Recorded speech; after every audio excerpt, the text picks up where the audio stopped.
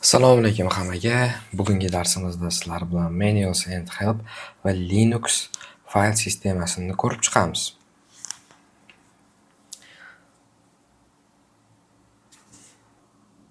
Hop, har doimgidek terminalni ochib olamiz va o'tgan safar sizlar bilan sudo komandasini birgalikda ko'rgan edik. Hozir yana sudo orqali root komandasiga o'tib olamiz. Yana root huquqini olamiz.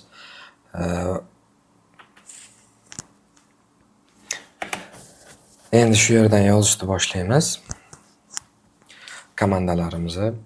Mana ko'rishinglar mumkin, bu yerda biz ls chiziqcha lh qilganimizda bu yerda yashirin fayllarda hammasini chiqarib berardi. Endi aytishinglar mumkin, men bu yerda ls dan keyin chiziqcha lhni qayerdan olyapman deb turib, buni menyullarini, ya'ni qo'llanmalarini, ko'rsatmalarini qayerdan ko'rishimiz mumkin desanglar, men komandasi orqali men va biz qaysi komandani ko'rmoqchi bo'lsak, o'shani yozamiz. Misol uchun ls. Mana bu yerda ko'rishinglar mumkin. Mana name deb ismini yozib qo'ygan. ls list directory contents deyilgan. Mana bu yerda ko'rishinglar mumkin. lsda option fayl qanaqa ishlatilishi ham bor, ko'rsatib qo'yilgan. Mana descriptionlari ham bor bu yerda, ko'rishinglar mumkin. Mana bu yerdan descriptiondan to'liq ko'rib chiqishinglar mumkin. Mana bu yerda -a ko'rsatilgan. Mana do not list implied end deb bu yoqda ko'rishinglar mumkin deydi. Bu descriptiondan hammasini ko'rib chiqsanglar bo'ladi. Bularda hammasini yodlab olish shart emas. Shunchaki bilib olsanglar bo'ladi. Kerakli paytda shu men komandasi orqali qanaqa ishlatishni bilib olasizlar. Buni hammasini hech kim yodlab o'tirmaydi. Sizlar ham yodlashinglar shart emas.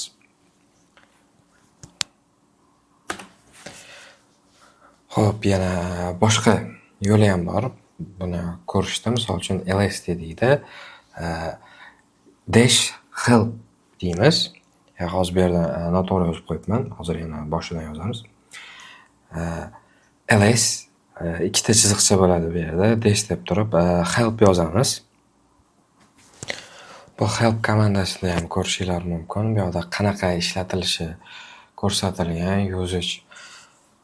Yozish bo'limida lsda qaysi komandani ishlatmoqchi bo'lsanglar, bilmasanglar, ls misol uchun ikkita chiziqcha help desanglar, qo'llanmasini chiqarib beradi.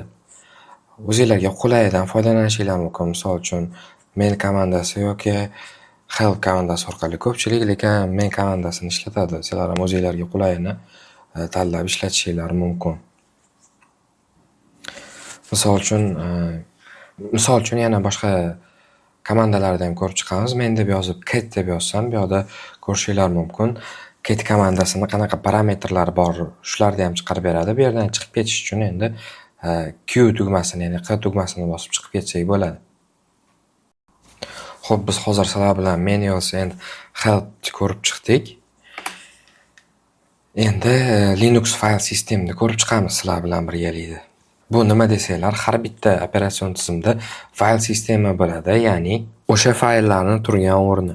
Xo'p, bu yerdan open folder qilib olamiz va bu yerdan fayl sistem bo'limiga o'tib olamiz. Mana ko'rishinglar mumkin, bu yerdagi har bitta papkaning ichida har bittasi o'zi alohida bitta ma'lumotlarni saqlaydi. Bu yerda har bitta papkada kerakli ma'lumotlar turgan bo'ladi. Bularda har birini ichiga kirib, qaysi ma'lumotlar saqlanishini bittama-bitta sizlar bilan ko'rib chiqamiz. Shunda yaxshiroq tushunib olasizlar.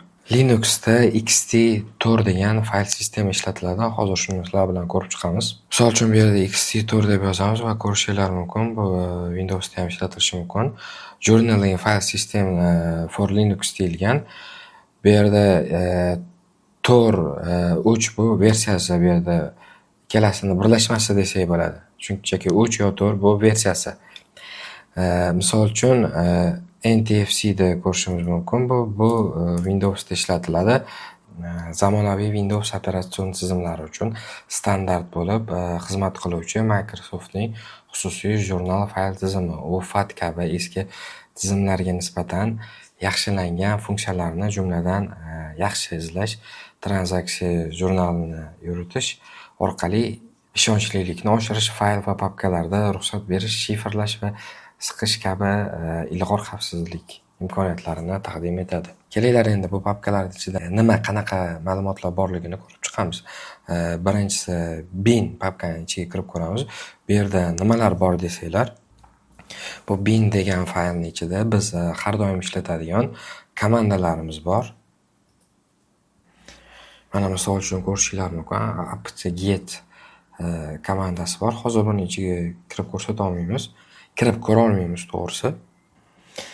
Mana misol uchun bu yerda yana bu yerda ket degan komanda bor. Ko'rishingiz mumkin. Bu yerda bin degan papkani ichida biz ishlatadigan komandalarimiz bor.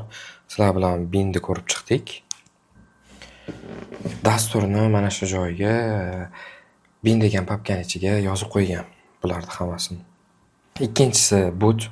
Bu boot faylining ichida Linux kernelini ishga tushiradigan kerakli fayllari bor. Bu fayllar Linux kernelini ishlash uchun yordam beradi. Keyingisi dev, ya'ni device fayl. Ya'ni bu yerda o'sha qurilmani o'zini fayllari joylashgan. Oddiy shu device fayl deyiladi bu yerda. Misol uchun ichida nima bor? Bloklar bor ekan. Diskning ichida disklar bor. Bularda har bittasini ichiga kirib ko'rib chiqishimiz shart emas. Ichida nima saqlanishini bilsanglar bo'ldi. Keyingisi etc, bu yerda nima saqlanadi desanglar, o'sha konfiguratsion fayllar.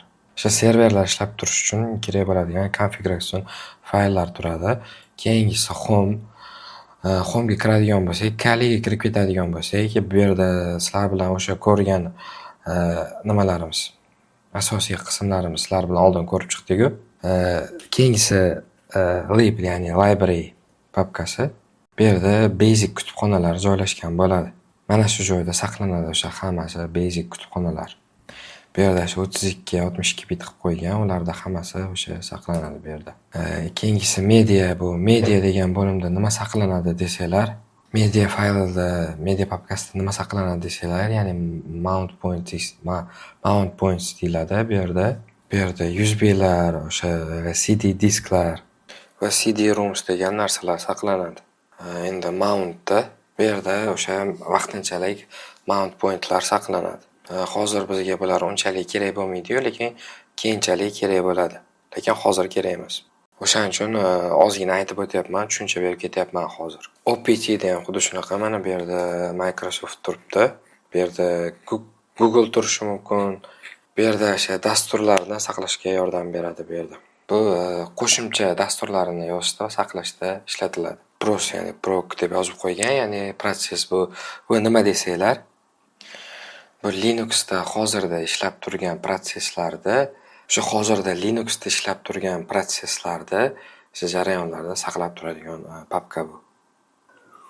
Keyingisi root, buni bilasizlar, administrator huquqi. Hozirda administrator sifatida kirmaganimiz uchun bizga ruxsat bermayapti kirishga. O'zi bu yerda administratorda shaxsiy kerakli fayllari bor. Bu run papkasining ichida saqlanib qolmaydigan vaqtinchalik ish jarayoni ma'lumotlari saqlanadi bu yerda. Keyingisi sbin, bu ham binga o'xshagan. CRV, ya'ni bu papkada serverda qisqartmasi. Bu mana shu tizimdagi server hostidagi ma'lumotlarni saqlash uchun ishlatiladi. Keyingisi temporary, ya'ni bu vaqtinchalik ma'lumotlarni saqlashda yordam beradi. Keyingisi user fayllarni saqlaydi. Var papkada esa variableslarni saqlaydi, ya'ni o'zgaruvchilarni saqlaydi. Sizlar bilan fayl sistemni qisqacha ko'rib o'tganlarimiz mana shular bo'ldi. Xo'p, sizlar bilan hozir yana bitta komandani ko'rib chiqamiz. Agar sudo bo'lsanglar, shuni yozasizlar, sudo bo'lmasanglar, sudoga o'tib olasizlarda, rootga o'tib olasizlarda, parted-l qilsanglar, bu yerda bizga disklarimizni chiqarib berdi. Bizda hozir faqat bitta disk bor, chunki bu virtual mashina, virtual boxda ishlayapti. Agar sizda to'g'ridan to'g'ri ustanovka qilingan bo'lsa, sizda boshqacharoq chiqadi. Mana bu yerda ko'rishingiz mumkin, 86 GB. Mana bu yerda fayl sistemini chiqarib berdi, XT Tour. Boya sizlar bilan Google'dan ham qidirib ko'rgan edik shuni.